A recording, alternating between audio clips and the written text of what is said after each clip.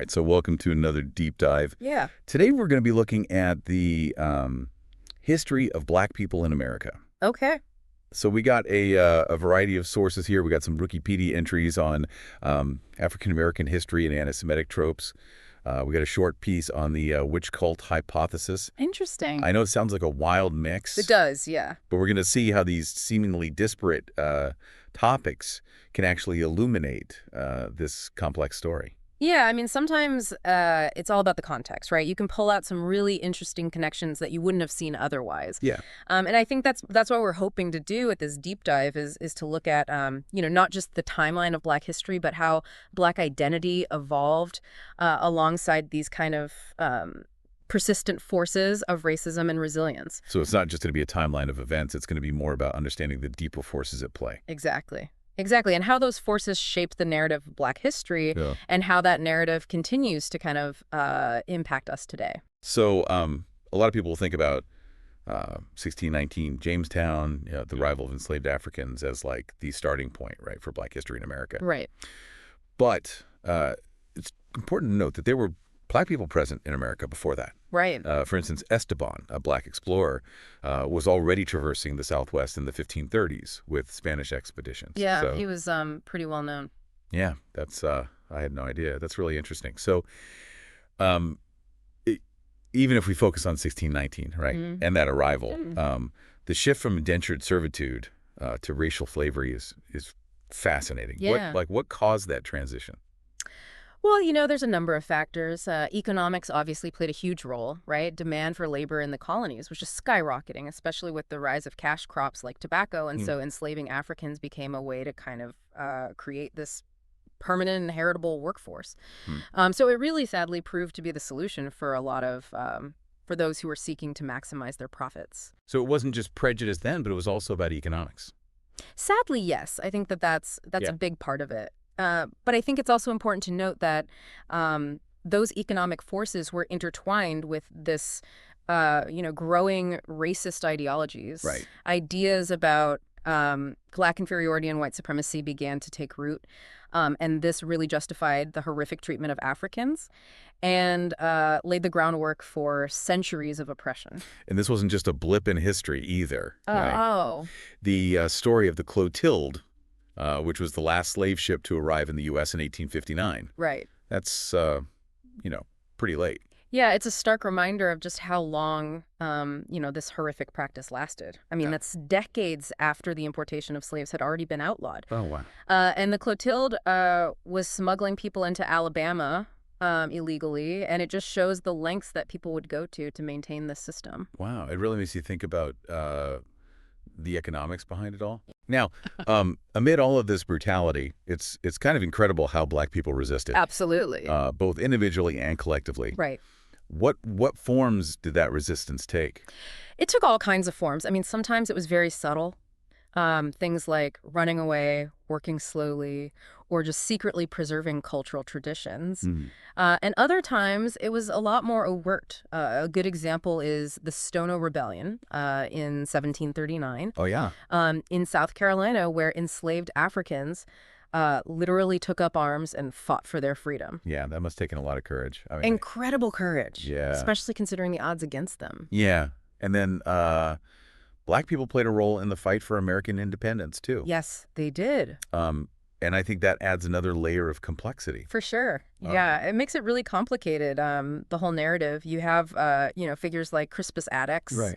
He was a free Black man, and he was the first casualty of the Boston Massacre. Oh, wow. And that was a key event that kind of fueled the revolution. And then you also have figures like Prince Hall, who was fighting alongside white soldiers. Right. And on top of that, there were around 5,000 Black soldiers who served in the Continental Army. Yeah. So while America was fighting for freedom, it was simultaneously denying that very freedom. Right. To an entire population within its borders. What a contradiction. It is. It's one of those things that's kind of, it's hard to square. Yeah. And I think it really challenges us to look at the American Revolution with a more critical eye and understand, the conflicting motivations at play. Yeah, and it makes you think about How did black people themselves feel about the American Revolution? Right. Some sided with the Americans, and some sided with the British, Yeah, right? absolutely. I mean, the British offered freedom to enslave people who joined their side. And so it really put, enslaved Africans in a very difficult position. They were caught in the crossfire of this war that wasn't truly theirs, Right. but they had to try and figure out how to leverage it Yeah. for their own liberation. That's a perspective I hadn't really thought of. So, Yeah. yeah. I think it also kind of reveals this, this fragility of the young nation Yeah. as it grappled with these very fundamental contradictions. And Yeah. and these tensions only kind of intensified in the years following the revolution as the issue of slavery continued to divide the nation. Right. And then you had politicians who were trying to come up with compromises, like the Missouri Compromise, for example. Or Compromise of 1850. Yeah, or the Compromise of 1850. Yeah. But those compromises, I think, ultimately just exposed Yeah, I agree. the deep divisions Yeah. that would eventually lead to the Civil War. Now, during all of this, black people weren't just passively, Oh. Standing by. They were abolitionist movements were gaining strength. Absolutely. Yeah. Yeah. Fueled by incredible black leaders and their allies. Right. Figures like Frederick Douglass, Sojourner Truth, Harriet Tubman. I mean, these folks were Yeah. powerhouses. They challenged the nation's conscience and pushed this issue of slavery to the forefront. Yeah, it's incredible to think about the impact that they had despite being denied these basic human rights. Yeah. It really speaks to their resilience and their determination. Absolutely. And then, of course, you have the Civil War that erupts, Mm-hmm. and you have this nation finally confronting its original sin, as it were. Right. What role did black people play in this conflict? Well, they played a pivotal role, I would say, in shaping the outcome of the war and ultimately, I think, the course of history. The Emancipation Proclamation issued by Lincoln in 1863 was a real turning point. Mm-hmm. It reframed the war as a fight to end slavery, and it opened the door for black men to enlist in the Union Army. And those black soldiers weren't just symbolic figures. They actually know. they had boots on the ground. Uh, They made a huge impact. Around 180,000 black men served in the Union Army. wow. They fought bravely and decisively. Their presence was crucial, not just on the battlefield, but also in kind of undermining the Confederacy's labor force. Mm. And I think, importantly, their service challenged racist notions about black men's capabilities Right. and their commitment to the nation. Yeah. Even though widespread recognition for those sacrifices would be a long time coming. Yeah. It's incredible to think about the courage and determination of these soldiers who are fighting, Absolutely. Yeah. for their own freedom and the freedom of others. Yeah. But the end of the war didn't mean the end of the struggle, right? What Uh-huh. happened during Reconstruction? Reconstruction was a period of both great hope and immense challenges, Newly freed black people faced the daunting task of rebuilding their lives Right. and creating this new path Right. in a society that was still grappling with the legacy of slavery. So even though slavery was abolished, true equality was still A long way off. a long way off. Yeah, it's one of those things where, the 13th, 14th, and 15th Amendments of the Constitution were passed, Right. and they abolished slavery, granted citizenship, and equal protection under the law, Right. and guaranteed the right to vote. Right. But the reality on the ground was a lot more complicated. Yeah. A lot of black people found themselves trapped in this cycle of poverty, working as sharecroppers on land that was owned by white landlords. Access to education was still very limited. Right. Economic opportunities were restricted. And on top of all of that, you still had the threat of violence and intimidation Of course, yeah. from groups like the Ku Klux Klan, right? Yeah. The KKK and other white supremacist groups, they terrorized black communities and they undermined all these efforts to build a better life. It's tragic to see how quickly that promise of equality could be eroded by, fear and hate. Absolutely. But despite these obstacles, Black communities still managed to achieve some pretty incredible things They did, yeah. during Reconstruction. Absolutely. They established their own churches, their own schools, their own businesses. Right. And it was really a testament to their resilience Yeah. in the face of adversity. And politically, we see the rise of Black leaders like Hiram Revels, who became the first Black senator representing Mississippi in 1870. Wow. So there's this mix of progress and setback, but ultimately, Right. Reconstruction failed. Yeah. It failed to deliver on its promises of full equality. Sadly, yes. Wow. By the late 1870s, Northern support for Reconstruction was waning. Right. Federal troops withdrew from the South, and white Southerners regained political control. Right. And this shift really marked the beginning of the Jim Crow era. Okay, so this is a pretty dark turn in the story. It is, yeah. What can you tell us more about Jim Crow and its impact on Black communities? Jim Crow was essentially a systematic effort to disenfranchise and subjugate Black people. Laws were put in place to segregate schools, transportation, housing, public spaces. Black people were denied basic services, their voting rights were suppressed, and their economic opportunities were severely restricted. It's shocking to think that just a few years after the Civil War I know. and the promises of Reconstruction, that such a system could take hold. Yeah, it was a devastating blow to the hopes for equality that had emerged during Reconstruction. And tragically, this period also saw a surge in racial violence. Lynchings became a terrifyingly common occurrence. It's hard to even imagine living under that constant threat of violence. How did Black people respond to the injustices of Jim Crow? Well, despite this suffocating grip of Jim Crow, Black people continued to resist. They continued to search for opportunities and demand their rights. Right. And the Great Migration, which began the early 20th century, Right. saw millions of Black people leaving the South, seeking refuge from this oppression, and searching for better lives in northern cities. So the Great Migration was a response to Jim Crow, but also kind of a sign of resilience. Absolutely. Yeah, I think it was both. While they faced new challenges in the North, including discrimination and segregation, the Great Migration represents this significant shift in Black demographics. Yeah. And it led to this growth of vibrant Black communities in these urban centers.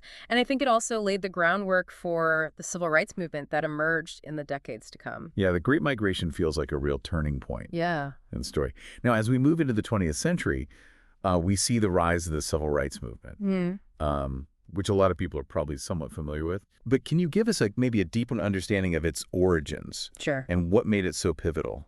The civil rights movement was the culmination of decades of resistance and organizing and activism. It's a complex, it was a multifaceted movement. It had diverse leaders, with different strategies and goals. Right. But, figures like Rosa Parks, Right. who, her refusal to give up her seat on a Montgomery bus sparked the Montgomery bus boycott in 1955. Right. You have Dr. Martin Luther King Jr., whose philosophy of nonviolent resistance Right. really inspired millions. So these figures really became powerful symbols Right. of the movement's determination. Yeah, those are kind of the names and the events that most people know. But what were some of the lesser known Sure. turning points of the movement? Well, you have pivotal events like the Summit of Montgomery marches in 1965, where activists braved these brutal attacks by law enforcement to demand voting rights. And, those marches were really televised nationally. And so they galvanized national attention. They put immense pressure on the federal government Right. to take action to protect the voting rights of Black citizens. Yeah. And, the courage and sacrifice of those activists is just remarkable. They were facing down violence and oppression. Yeah. And they really captured the spirit of the movement. What were some of the major achievements of the movement? Well, the civil rights movement secured landmark legislation that really transformed the legal landscape of American society. The Civil Rights Act of 1964 outlawed discrimination Right. based on race, color, religion, sex, or national origin. Right. And this effectively dismantled the legal framework of Jim Crow. And then the Voting Rights Act of 1965, which was passed in the wake of those Selma to Montgomery marches, aimed to really overcome the barriers that prevented Black people Right. from exercising their right to vote. So these were monumental legal victories. They were. Um, but I imagine the fight for true equality continued. It did. All right. Absolutely. These legislative victories were hard-won, but they were just the beginning. Right. The movement faced internal debates. Right. Strategies were evolving. There was Right. ongoing resistance. Right. And as the movement kind of gained momentum, some activists began to kind of question the effectiveness of, integration and nonviolence. Right. And this is where we see the emergence of the Black Power movement. Yes. Can you tell us a little bit about maybe that shift Sure. and how it differed from the earlier phases of the civil rights movement? Yeah, the Black Power movement, which emerged in the mid-1960s, it reflected this, growing sense of frustration with the pace of change and a desire for more radical approaches to achieving liberation. You have figures like Malcolm X and Eldridge Cleaver, Right. who became kind of leading voices of this movement. They advocated for Black self-defense, economic empowerment, and they questioned the goal of integration into a fundamentally racist society. So it was about taking more direct control of their own destinies. Absolutely. Yeah. It was about self-determination, Yeah. solidarity, and pride. Yeah. It challenged this notion that Black people needed to assimilate into white society to achieve equality, Right. and instead argued for the creation of independent Black institutions and the celebration of Black culture and identity. That's a really powerful shift It is. in perspective. Now, as we kind of move into the post-civil rights era, what progress has been made and what challenges still remain? Well, the post-civil rights era has seen some remarkable progress for Black people in all kinds of spheres. There's increased political participation. You have more Black people holding elected office Right. at all levels of government. There's been some significant economic advancements, with a growing Black middle class, Right. and greater representation in professional fields. Hmm. And of course, Black culture continues to have this profound impact on American society. It influences music, art, fashion, and so much more. Yeah, those are all, pretty significant achievements. But it's clear that that the fight for equality is far from over. Absolutely. Yeah. What are some of the persistent challenges that Black people still face? Well, despite the undeniable progress, Yeah. systemic racism continues to impact Black lives in very profound ways. Economic inequality persists, with Black Americans disproportionately affected by poverty and unemployment. And discrimination in areas like housing, healthcare, and education is still a significant barrier Yeah. to opportunity. Yeah. And it's not just about these overt acts of discrimination, right? It's also about the subtle, insidious ways that racism Absolutely. is kind of embedded into our institutions and our policies. Right, we're talking about things like racial profiling, implicit bias, and the way that poverty and lack of opportunity Right. are concentrated in Black communities. Right. These are all forms of systemic racism that continue to perpetuate inequality and limit Black people's life chances. And there's another troubling aspect of this era, I think, which is a lack of widespread knowledge Yeah, about Black history I agree. among Americans. I mean, everyone knows the big names, right, Yeah. and the major events, but there's so much more to the story. There's so much more. And understanding Black history is about more than just memorizing names and dates. It's about grasping the complexities of the American experience, the forces that shaped our society, the ongoing struggle for racial justice, recognizing the contributions and sacrifices and resilience of Black people throughout history. Yeah. And how their experiences continue to shape our nation today. So it's about seeing the connections between the past and the present. Absolutely. Yeah, and understanding how those historical injustices continue to kind of impact communities today. Right. And I think, beyond just simply understanding the past, Black history offers these really valuable lessons about resilience, resistance, and this ongoing pursuit of freedom. It's a source of inspiration and a reminder that change is possible, even in the face of, seemingly insurmountable obstacles.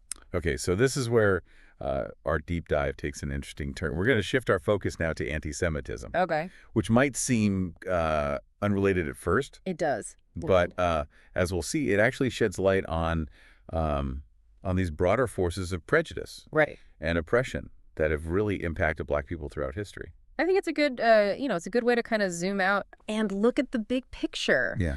It's not just about individual events. It's about recognizing these recurring cycles Yeah. of fear and othering and scapegoating Right. that have targeted, different groups at different times. I'm intrigued. How exactly do those two topics connect? Well, they might seem like separate things, but remember, we're trying to kind of unearth these deeper forces at play. Right. The historical patterns that has shaped not just Black history, but the way we think about race, identity, and difference in America. Okay, so by understanding how prejudice has targeted other groups, we can kind of better understand how it is manifested Absolutely. in the context of Black history. Yeah, I mean, by looking at the history of anti-Semitism, for example, we can kind of see how prejudice operates. Yeah.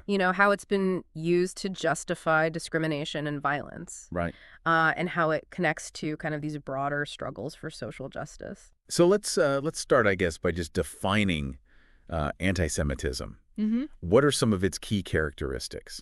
Well, anti-Semitism at its core is hostility or prejudice against Jews as a religious Right. or ethnic group. Right. And it manifests in all kinds of ways. It could be negative stereotypes and conspiracy theories to discrimination, violence, and even genocide. Right.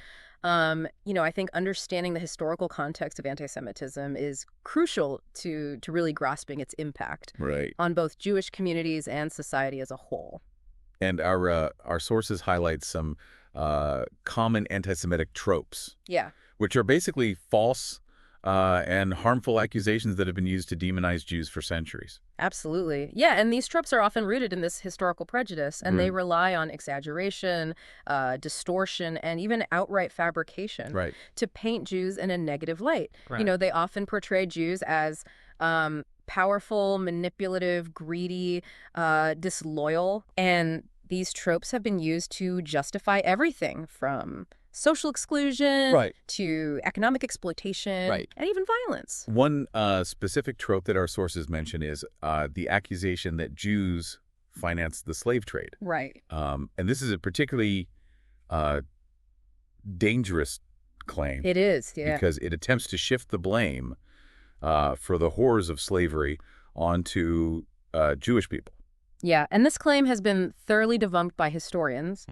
While some individual Jews may have participated in the slave trade, Right. as members of any group may have, Right. to claim that that Jews were the driving force behind it is a gross distortion of Right. history. Right. The transatlantic slave trade was primarily driven by European powers and colonial economies. Right. And scapegoating Jews for this crime against humanity is, not only inaccurate, Right. but also deeply harmful. It's a good reminder to always be critical of the information we encounter, Ab- especially when it comes to these kinds of sensitive historical topics. Yeah. Now, one particularly pernicious trope that has kind of gained traction in recent years Right. is this white genocide conspiracy theory. Yeah. Can you explain this theory and its connections to anti-Semitism? Sure. The white genocide conspiracy theory is this racist and anti-Semitic ideology that alleges that there is this deliberate plan to eliminate white people. Typically through immigration, integration, miscegenation, or low birth rates. It's often framed as a defense of, white European culture and identity, but in reality, it's this hateful and dangerous ideology that's been used to justify violence and terrorism. And how exactly does anti-Semitism factor into this conspiracy theory? Well, proponents of this white genocide theory often point to Jewish individuals or organizations as kind of masterminds behind this alleged plot. Right. They accuse figures like George Soros, who's a Jewish philanthropist, of Right. funding immigration or promoting multiculturalism Right. as part of this scheme to undermine white dominance. Right. And, this kind of scapegoating is a classic anti-Semitic tactic. It draws on these age-old tropes about Jewish power and control to fuel this, this fear and hatred. So it's about using anti-Semitic stereotypes Yeah. to create this this boogeyman and instill fear. Absolutely. And this type of fear-mongering can have devastating consequences. The white genocide conspiracy theory has been cited as inspiration for numerous acts of violence, including the Christchurch mosque shootings in New Zealand in 2019 and the El Paso Walmart shooting in 2019. And these tragedies really demonstrate the very real danger of this ideology and highlight the urgent need to combat its spread. Those are some really chilling examples They are. of how these hateful ideologies can translate into real-world violence. Absolutely. It really underscores the importance of recognizing and challenging these dangerous narratives whenever we encounter them. Yeah, I mean, I think it's crucial to be aware of these ideologies and to understand how they operate. Right. We need to be critical consumers of information and challenge these harmful narratives. Okay, so we've covered a lot of ground in this first part of our deep dive. We've kind of explored the complexities of Black history in America from the early days of slavery to the rise of the Civil Rights Movement and the emergence of the Black Power movement. Right. We've also examined the dangers of anti-Semitism. Yes. And how it intersects with other forms of prejudice and hate. Yeah. Now, before we move on to the next part, I'm curious. Our sources have kind of introduced us to this seemingly unrelated topic of the witch cult hypothesis. Yeah. I'm curious to get your thoughts on this. Yeah, it's a fascinating detour. And while it might seem disconnected from our discussion of Black history and anti-Semitism, it actually offers a valuable lens through which to examine the nature of prejudice and persecution. Can you elaborate on that connection? Sure. So the witch cult hypothesis, as you mentioned, it's a discredited theory. It claims that the witch trials of the early modern period were an attempt to suppress this surviving pagan religion. Okay. And proponents argue that those accused of witchcraft were actually followers of this hidden religion, worshiping a horned god often associated with the devil. Okay. And why is this relevant to our discussion? Well, while the theory itself lacks historical validity, I think it reveals this recurring pattern in human history. This tendency to demonize and persecute those who are different, those who challenge established norms, or hold beliefs that deviate from the mainstream. Okay, so you're saying even though the witch cult hypothesis is inaccurate, the phenomenon of scapegoating and persecution that it highlights is very real. Exactly. Just as Jews have been falsely accused of controlling the world or murdering Christian children, so too were those accused of witchcraft labeled as these dangerous heretics who threaten social order and Christian morality.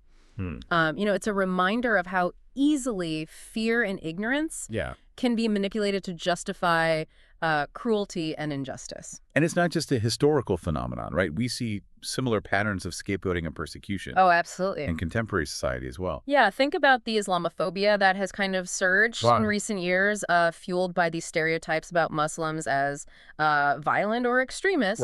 Or consider the anti-immigrant sentiment that blames newcomers for economic woes or social ills. These are all too familiar examples of how difference is often met with suspicion, fear, and even outright hostility.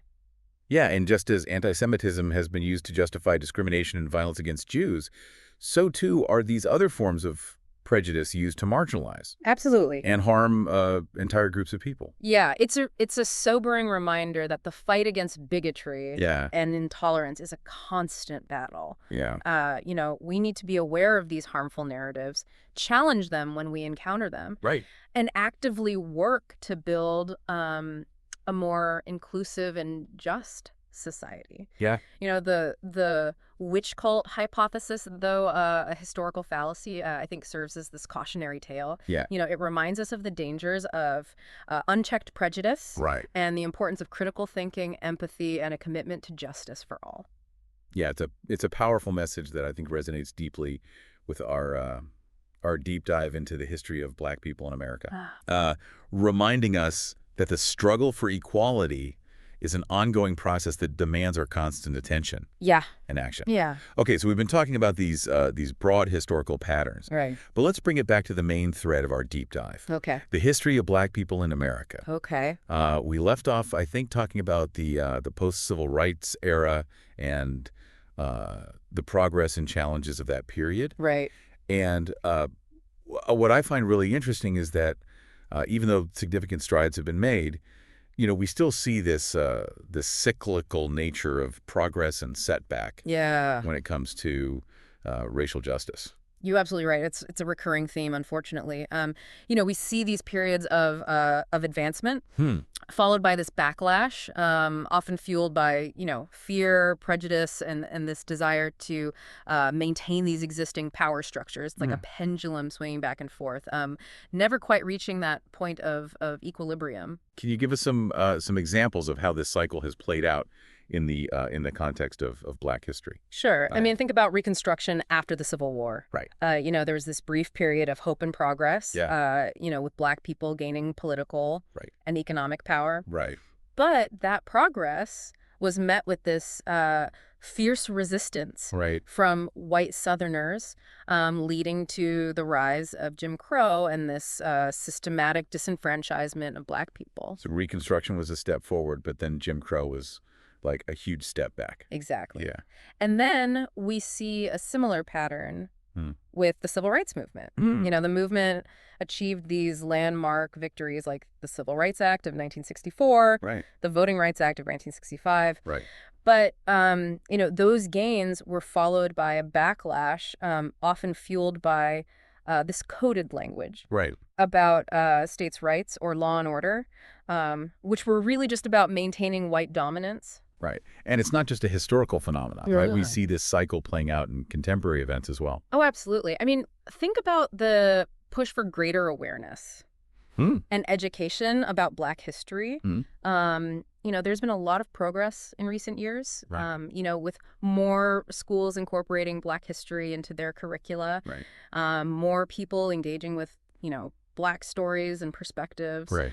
But this progress has been met with resistance Mhm. from certain groups who see it as a threat Right. to their own narrative or who fear that it's going to lead to, guilt or division. So this kind of pushback against efforts to, acknowledge and learn from the past. Absolutely. And it's not just about history. We see similar pushback against contemporary efforts Mhm. to address racial inequality, things like affirmative action, Right. criminal justice reform, Right. and efforts to kind of close the racial wealth gap. Right. There are those who see these efforts as, reverse racism, Yeah. or who argue that they create this unfair advantage Right. for minority groups. It's frustrating to see how those arguments are used to kind of maintain the status quo Absolutely. Yeah. and resist meaningful change. It's a reminder that the fight for racial justice is this ongoing process. Mm. It's a marathon, not a sprint. Yeah. And it's a fight that requires constant vigilance, Right. education, and a willingness to kind of challenge injustice wherever we see it. Okay, so we've explored the complexities of Black history in America, Mhm. the cyclical nature of progress and setback, Right. and the ways in which prejudice and persecution have manifested throughout history. Right. And now we need to kind of bring it back to you, the listener. Mhm. Why should you care about all of this? Yeah. How does this history connect to your own life and the world we live in today? That's the most important question, isn't it? Yeah. Because, history isn't just about the past. Mm-hmm. It's about understanding the present Right. and shaping the future. Right. And understanding the history of Black people in America is crucial Yeah. to understanding the issues that we face today, from racial inequality and social justice, to identity politics and the very fabric of our democracy. So it's not just about knowing the facts and dates, but it's about understanding how those events, those struggles, Absolutely. continue to shape the world that we live in. Yeah, and it's not just about Black people Right. or white people. Right. It's about understanding how systems of power Right. and oppression operate, Right. how they've been used to divide and conquer, and how we can challenge those systems Right. to create a more just and equitable society for everyone. Okay, so let's get practical here.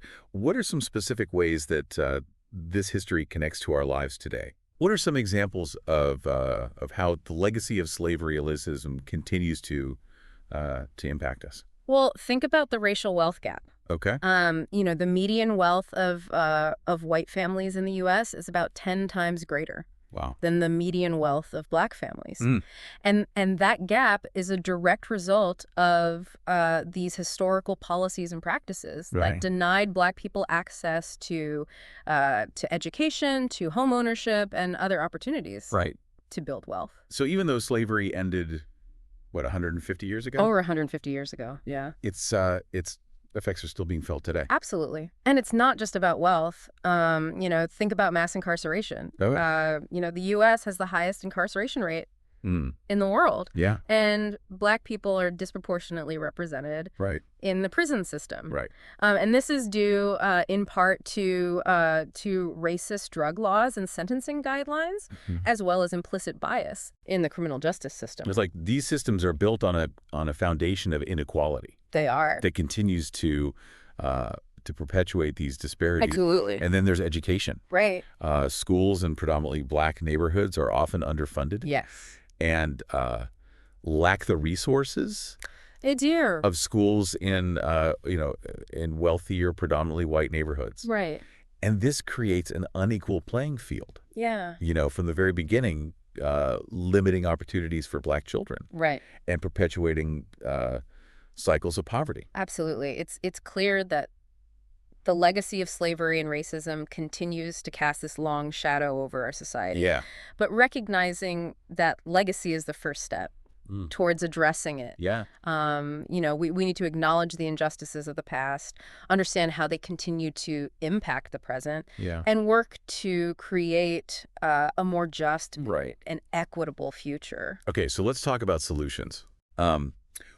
What can we do as individuals and as a society to kind of break free from this cyclical nature of progress and setback Right. when it comes to racial justice? Well, it's a complex issue Yeah. with no easy answers. But I think one of the most important things we can do is educate ourselves Right. about the history of race and racism Right. in America. So knowledge is power, you're saying? Absolutely, yeah. The more we understand about the past, the better equipped we are Right. to challenge these injustices of the present. But it's not just about reading books and watching documentaries. Right. It's about taking action Absolutely, yeah. and working to create change. Education is the foundation. But it's not enough on its own. We need to be active participants in the fight for racial justice. That could mean supporting organizations that are working to dismantle systemic racism. Right. It could mean speaking out against injustice when we see it. It could mean voting for policies. Right. That promote equality Right. and opportunity for all. So it's about being engaged citizens and using our voices and our actions. Absolutely. Really to make a difference. Yeah, and it's about recognizing that this is a long-term struggle, not a quick fix. Right. We need to be persistent, Yeah. patient, and committed to the long haul. Now, as we've been discussing, the complexities of Black history in America and the ongoing fight for racial justice, we've also touched on the dangers of anti-Semitism. Right. And how it intersects with other forms of prejudice and hate. Right. I'm curious, how do these different forms of bigotry kind of feed into each other? Is there a connection between anti-Black racism and anti-Semitism? That's a really important question. Yeah. And the answer is yes, there are definitely connections between different forms of bigotry. Yeah. They often share similar roots, similar tactics. Yeah. And similar goals. Can you elaborate on that? What are some of the ways that these different forms of prejudice connect? Well, for one thing, they often stem from a similar place, a fear of the other, a desire to maintain power. Right. And privilege, and a willingness to scapegoat and demonize those who are perceived as different or threatening. So it's about creating this us versus them mentality. Exactly. Where one group is seen as superior and the other is seen as inferior or dangerous. Exactly. And historically, both Black people and Jewish people have been targeted by this kind of othering and scapegoating. They've been portrayed as outsiders, as threats to the dominant culture, Right. and as enemies of the state. Can you give us some historical examples of how this has kind of played out? Sure. Think about the ways in which both Black people and Jewish people have been stereotyped as greedy or cunning Mm. or manipulative. And those stereotypes have been used to justify economic exploitation, social exclusion, and even violence. So these stereotypes are used to kind of dehumanize Absolutely. the other and make it easier to justify treating them poorly. Exactly. And another connection is the way that both Black people and Jewish people have been accused of being disloyal Right. or un-American. Yeah, that sounds familiar. I mean, we talked about how uh, Black people were seen as a threat during the Cold War, Right. and how that fear was kind of used to justify, surveillance and repression. Right. And similarly, Jewish people have often been accused of having dual loyalties, of Hmm. being more loyal to Israel than to the United States. Right. And, these accusations are completely unfounded, of course. Right. But, they're a way of undermining trust and creating suspicion. It's a reminder that prejudice is often based on fear and ignorance Absolutely. rather than facts and reality. Yeah. And another important connection, I think, is the way that both Black people and Jewish people have been victims of conspiracy theories. Right. We talked about the white genocide conspiracy theory and how it targets Jewish people. Right. But there are also conspiracy theories that target Black people, such as the myth that Black people are somehow inherently criminal or dangerous. Right. So these conspiracy theories are a way of spreading fear and distrust and kind of justifying discrimination Absolutely. and violence. Yeah, and it's important to note that these conspiracy theories are often interconnected. For example, the white genocide conspiracy theory often incorporates anti-Black elements, claiming that, Black people are being used as pawns by Jewish elites to destroy white civilization. It's just twisted. It is. It's like these different forms of bigotry feed off of each other. Yeah, I get. Creating this this kind of toxic brew of hate and fear. It's a toxic stew. And it's important to recognize that that this isn't just about history. These connections between different forms of prejudice are still very much alive today. Right. Can you give us some examples of how these connections are kind of playing out in contemporary society? Sure. Think about the rise of white supremacist groups in recent years. These groups often promote both anti-Black Right. and anti-Semitic views, seeing both Black people and Jewish people as, enemies of the white race. So it's not just about individual prejudices, but about these organized groups Right. that are actively promoting hate and violence against multiple marginalized groups. Exactly. And these groups are becoming increasingly emboldened, thanks in part to, the rise of social media and the spread of disinformation online. It's scary to think about how easily hate can spread in the digital age, It is. but it's also a reminder that we can't be complacent. Mm-hmm. Right? We need to be vigilant about challenging these hateful ideologies whenever we encounter them, Yes. whether it's online or in our own communities. Yeah. It's about recognizing this interconnectedness of different forms of bigotry Yeah. and understanding that that a threat to one marginalized group is a threat to all of us. Now, you mentioned earlier that one of the most important things we can do to combat racism is to educate ourselves about the history of race and racism in America. Right. What about anti-Semitism? Yeah. How can we become more informed about this specific form of prejudice? That's a great question. And just like with racism, education is key Hmm. to combating anti-Semitism. We need to learn about the history of anti-Semitism, Yeah. understand the different ways it manifests, and recognize the dangers Yeah. it poses. Where can people go to learn more about this history? There are so many resources available, both online and offline. You can visit museums like the United States Holocaust Memorial Museum or the Museum of Jewish Heritage in New York City. Right. You can read books and articles by historians and scholars Right. of anti-Semitism. You can watch documentaries and films about the Holocaust Right. and other instances of anti-Semitic persecution. So there's a wealth of information out there for those who are willing to seek it out. Absolutely. Yeah, and it's important to remember that learning about anti-Semitism isn't just about Jewish people. Hmm.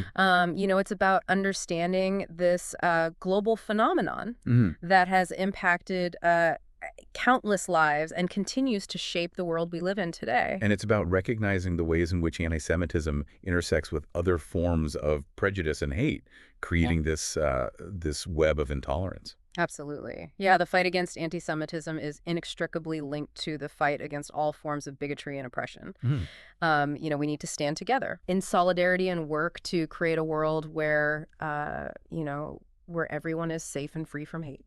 Okay, so we've covered a lot of ground in this deep dive, from the complexities of Black history in America to the dangers of anti-Semitism and other forms of prejudice. We've examined historical patterns, explored contemporary issues, and discussed ways to kind of break free from these cycles of injustice. Yeah, and as we move into the final part of our deep dive, we're going to kind of turn our attention to the idea of hope and resilience. Okay. We're going to explore the ways in which marginalized communities have resisted oppression Hmm. and built these thriving cultures and traditions, even in the face of adversity. Yeah, I'm looking forward to that. Yeah. It's important to remember that even amidst the darkness, there's always hope and the potential for positive change. Mhm. Yeah, it's easy to get I think bogged down in the weight of all of these historical injustices and the ongoing challenges. Yeah. But um, I think it's important to also acknowledge the incredible resilience of Black people throughout American history. Absolutely. Despite facing just unimaginable hardship and discrimination and violence, Black communities have not only survived, but they've thrived. Yeah. They've created vibrant cultures, built strong communities, and made significant contributions to American society in countless ways. Yeah, it's a real testament to the strength and determination of the human spirit It is. to be able to find hope and create beauty even in the darkest of times. Can you give us some specific examples of this resilience in action? Sure. I mean, think about the role of music in Black culture. Yeah. From the spirituals sung by enslaved people to the blues, to jazz, to hip hop and beyond. Music has been this incredibly powerful form of expression, resistance, and community building. Yeah. It's been a way to tell stories, to share experiences, and connect with others in the face of adversity. And it's not just music, right? Yeah. No. Black art, literature, and dance have also played a really vital role in shaping American culture Absolutely. and expressing the Black experience. Yeah, I mean, think of writers like Langston Hughes, Zora Neale Hurston, Toni Morrison, Right. and countless others. They've used their words to capture the complexities of Black life, Right. to challenge stereotypes, and to celebrate Black identity. Right. Visual artists like Jacob Lawrence, Ramar Bearden, Carl Walker, whose works offer these really powerful commentaries on race, history, and identity. It's like these art forms have been a way to kind of reclaim agency, right? Absolutely. And tell their own stories on their own terms. Exactly. Yeah, and beyond these cultural contributions, we also see Black resilience in the countless ways that Black communities have, organized and fought for their rights Right. throughout history. Right. From the Underground Railroad and abolitionist movements to the Civil Rights Movement and Black Power movement, Black people have consistently challenged injustice and fought for equality. And that fight continues today, right? It does. I mean, we see it in the Black Lives Matter movement, the ongoing push for criminal justice reform, and the efforts to, address systemic racism in all of its forms. Absolutely. Yeah, the fight for racial justice is far from over, but the resilience and determination of Black communities, gives me hope that we can continue to make progress Yeah. toward a more just and equitable society. Speaking of hope, I think it's also important to highlight the ways in which Black communities have fostered joy, love, and community in the face of oppression. Absolutely. Yeah, it's not just about struggle and resistance. It's also about celebrating life and finding ways to connect with each other and build a sense of belonging. Right. Think about the importance of family and extended kinship networks in Black communities. Right. Those bonds have provided strength and support through generations of hardship. Right. And think about the role of faith and spirituality. Right. For many Black Americans, the church has been this source of comfort and inspiration Right. and community. It's about finding those sources of strength and resilience, even in the midst of challenging circumstances. Absolutely. It's about creating those spaces where joy and love can flourish. I agree. And I think it's also important to acknowledge the role of allies in the fight for racial justice. Yeah. Throughout history, there have always been people from different racial and ethnic backgrounds Right. who have stood in solidarity with Black communities and fought alongside them for equality. So it's not just about Black people fighting for Black rights. It's about all of us recognizing the interconnectedness of our struggles and working together to create a more just world for everyone. We all have a role to play in dismantling racism and building a more equitable society. Right. And it's important to remember that allyship is an ongoing process, not a destination. Right. It requires constant learning, self-reflection, and a willingness to challenge our own biases and assumptions. Well said. This deep dive has been an incredible journey, hasn't it? It has. We've explored the depths of Black history in America, from the arrival of the first enslaved Africans to the ongoing struggle for racial justice. Right.